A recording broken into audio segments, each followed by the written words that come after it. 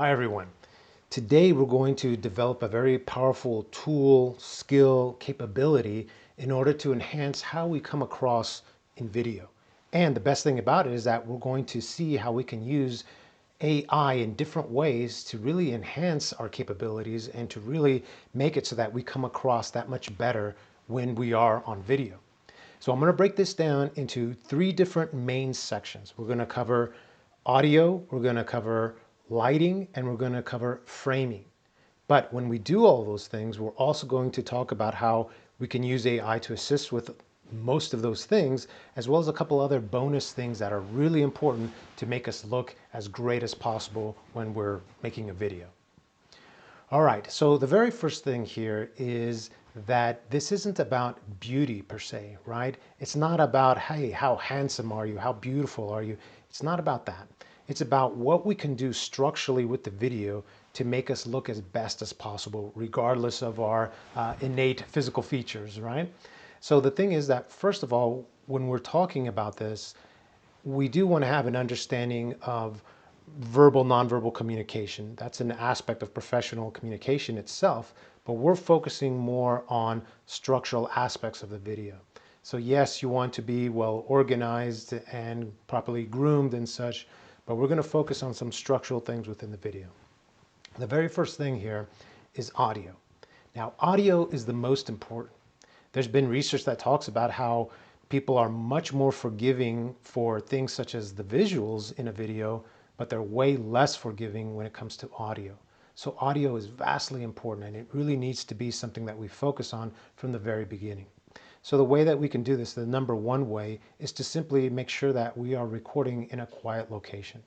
So that means that we close the door, close the windows, make sure that any other noises are turned off, like your phone, like a TV in the background, and maybe even an air conditioning or a fan. We might have to turn that off, at least temporarily, while we shoot the video, so that we have this nice, quiet environment.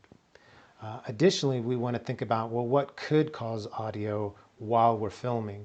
So things, again, like the phone, someone might call you, the doorbell, someone outside. So the way that we can minimize those things is to be in an enclosed area, or at least to close things off as much as possible so that we don't have distractions or inappropriate audio when we're trying to get the very best audio to begin with. Another way that we can really enhance our audio is by using some sort of microphone. So yes, there's a microphone that's built into our phone if we're shooting on a phone or a camera or our laptop or a webcam. Those are okay microphones, but we can enhance it even more by having a dedicated microphone. Now, usually when I record my videos, I like to use a lapel mic. So I just clip it onto my tie. This is what it looks like. But there are other types of microphones that you can get, ones that sit right on your desk or ones that are wireless that you can put on, many different capabilities there. So I would look at, if possible, investing in a microphone. Some of the microphones are very expensive, but you can get a very inexpensive one. The lapel mics that I use aren't that expensive at all. So the next big one, as far as making a great video and making ourselves look great on video, has to be the lighting. The lighting is very important because that structures how we come across, how we look to our audience. There's many different theories about lighting, and lots of them are great, but what I strongly recommend is that you have two lighting sources at the very least. So that means one that's coming in from the left side and one that's coming in from the right side. That way your whole face is properly illuminated. It's great if you can have a source directly in front of you as well. And if you're wearing glasses, you have to be cognizant of that because they can show up on your glasses. So I actually do wear glasses. And so if I were to put on my glasses right now, right, you can see how that would come across as far as the lighting bouncing off of my glasses. So what you want to do in that situation is you have two light sources, but you put them up higher. You put them up higher, and then you have to sort of feel it out and do a little bit of testing so that the angle doesn't bounce off of your glasses. So that's one way to handle that. But yes, you want to have at least two different sources of lighting so that they come in and really make your face as nice as possible. You want to avoid over dramatic lighting. The reason for that is because then it can come across as distracting if it's too dramatic. Now you can play around with different ways of having the light, but the big thing is to be cognizant of it, right? because lighting is a very important aspect of making the best presentation possible. You don't want it to be a distractor. You want it to be focused on you and for you to come across as good as possible. So lighting really plays an important role. I recommend that you use the window if possible. Why? Because that's sunlight, and sunlight is very beautiful and really makes you shine in a nice way. Some of us have windows that we can use, but like the place that I shoot here doesn't have a window, so I can't use it. But when you do use it, or if you use it, make sure that the light from the sun is in front of you, not behind you. If you have it behind you, then it can come across too powerfully and it can turn you into a silhouette. So we generally want to avoid that. Again, think about different ways, experiment a little bit with the lighting so that you get the best type of light and something that you can replicate if you're going to make many different videos. But always think about lighting. One thing that I recommend is simply try different sections. Go and ahead of time before the video is to see what would be a good location. Remember, we're already thinking about audio, so it needs to be a good location for audio, but then also a good location for a good lighting. So again, look at it, see what bounces, what looks nice, and then use that. But always be cognizant of the lighting. And then finally, we have framing.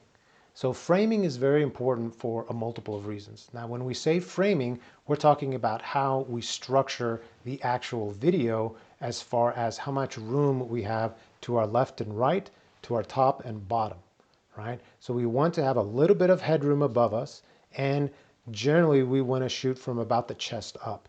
The reason for this is so that if we do happen to talk with our hands a little bit, well, then it comes across and we can actually see it. Sometimes it's important, sometimes not needed, but the thing is that we have a good framework so that we can see people overall. Now, there's lots of problematic ways that someone can frame up their video. So here's a few different examples of that. So here's one way that I see people set up their cameras a lot is that they have two monitors, one over here, one over there. So I'm looking at this monitor, but I actually have my camera over here on this monitor. The problem with this is that it comes across as very distant because I'm not making a connection with the audience. And how do we make a connection with the audience? That comes through eye contact. So notice the huge difference that occurs from me using this setup to me now using this setup. And now I'm looking directly at the audience. Wow, that's powerful. So that's an important bonus tip in itself right there, is to look at your camera. Now, that takes a bit of practice because what's happening here is that when I'm looking at the camera, it's the same thing as if me making eye contact with the audience. That's what I always need to do as a professional communicator when I am face to face with someone. But when I'm on the computer, I need to realize that in order to have good eye contact, I need to look at the camera and not at my screen, right? So I have to be aware of that. I have to make sure that I am directly looking at the actual camera. Now you have to make sure that you understand, well, where is your camera? On this laptop, I'm using a webcam that's at the top of my screen. On a different computer, I have one where the webcam is actually built into the bottom of the screen. So see the difference here in me understanding where the camera is. I need to make sure that I'm aware and that I'm looking directly at the actual camera in order to make good eye contact, in order to connect with my audience. And that makes me come across that much better because I'm not so distant and I'm actually connecting. So I'm using my phone here to demonstrate another thing that I see a lot of times with an inappropriate way of framing things is that people will be doing some sort of video recording or a Zoom session on their phone, and then they will end up putting it on a table or a surface of some sort. And so they'll have the entire description or the entire presentation this way. The problem with this is now the angle is not very conducive to making you look great, right? So now you're looking up my nose, which is not what most people want to see. So we have to think about this, and we have to not have it in this form, and we want to bring it up so that now we can have it structured this way where now it's framed up so much better. It's at eye level and the lighting is that much better. And this functions a lot better because now we can have better eye contact and everything works a lot better this way. Another problem I've seen is where people shoot their video and they give way too much headroom and no room at all for underneath their head. So this is very weird and comes across as a floating head, right? Because we don't see the body at all. So this is problematic and something to address as well. So the way that we do that is by ensuring that the person is sitting up properly, right? That's one thing. And then if need be, we need to adjust the camera. So this happens a lot when someone is using, let's say, a cell phone. So the cell phone might need to be raised a bit.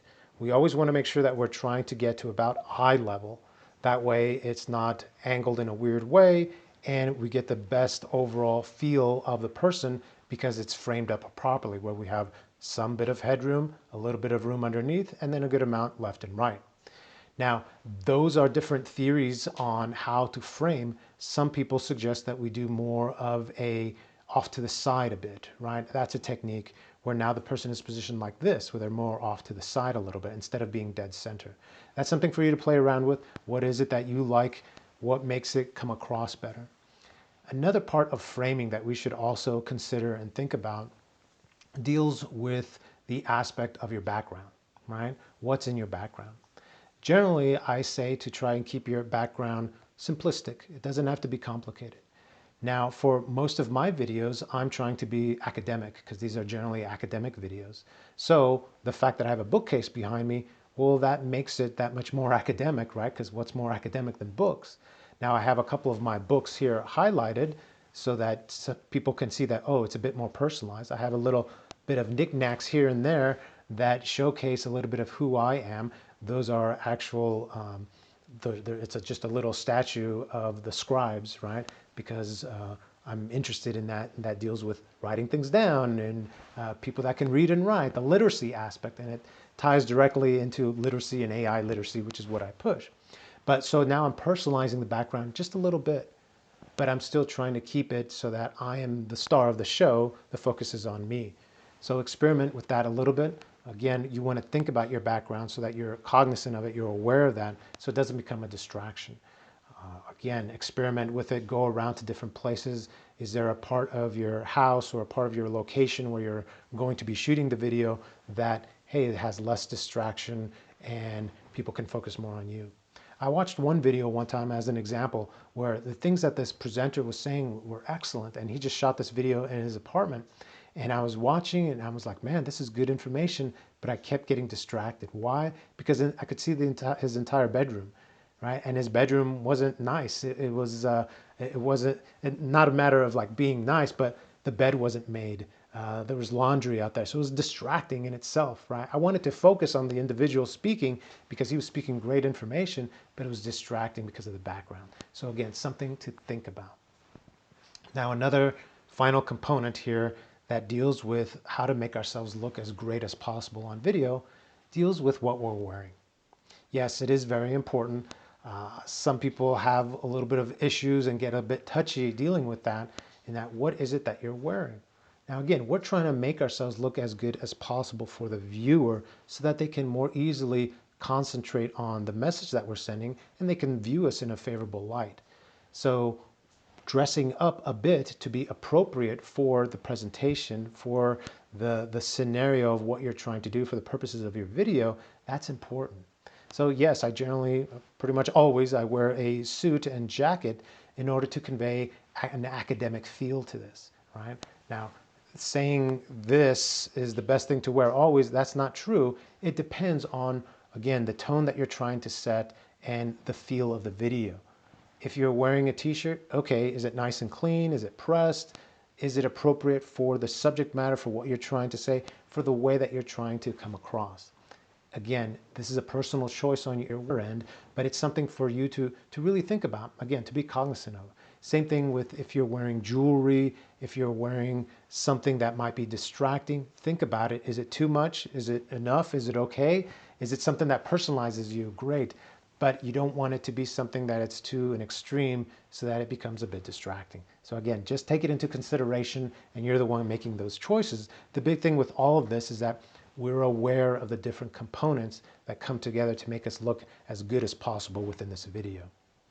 And then a big bonus here is to understand that, hey, if I want to be approachable within my videos, then one of the big things that I should consider is how am I coming across with my facial expressions?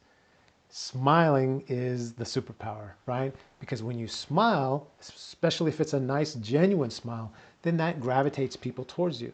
people are more approachable when they smile. Again, that's been proven in research as well. So the power of smiling can really help us out. Now, when we're talking about these different components, a great way that AI can help us is by helping us with another pair of eyes. Now that AI has multimodal capabilities, we can actually use the AI to help us. So what I can do is I can take a still from this video and then show it to the AI. So all I do is simply upload it into ChatGPT like this. I can ask it, hey, assume the role of a professional videographer and tell me what your thoughts are dealing with the framing and the lighting of this image. From that, it'll give you some information, some thoughts, and some things that you will be able to use, again, as a second pair of eyes to help make your decision as to what you might want to change. It might make suggestions dealing with lighting. It might make suggestions dealing with the way that you're looking, the lighting, the framework, all of these different things. Again, just a suggestion, right? AI isn't perfect. It's making some suggestions, some things for you to think about, a second pair of eyes. You make the decision, but the big thing is that you're purposefully thinking about it and then making these choices. So that's a great way.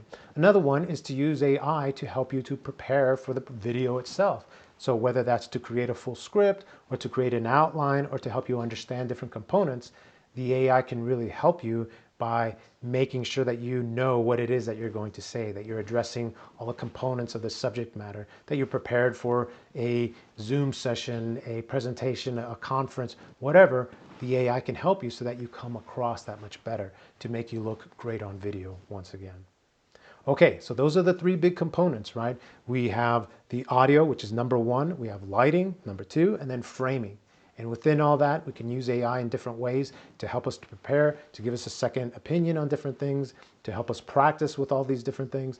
So again, making sure that we understand that, yeah, AI is a tool that can assist us with all of this.